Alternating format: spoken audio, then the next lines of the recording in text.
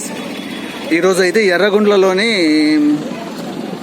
Narasimha caterings వ్యక్తి అయితే ఇక్కడైతే బొమ్మలు అయితే అమ్ముతున్నాడు.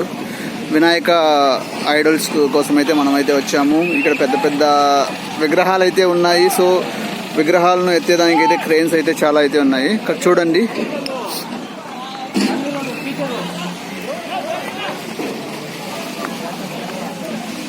ఇక్కడ చూస్తున్నారు కదా, విగ్రహాలు అయితే చాలా అయితే బుక్ చేసుకున్న ఊర్లకైతే వెళ్ళిపోయాయి.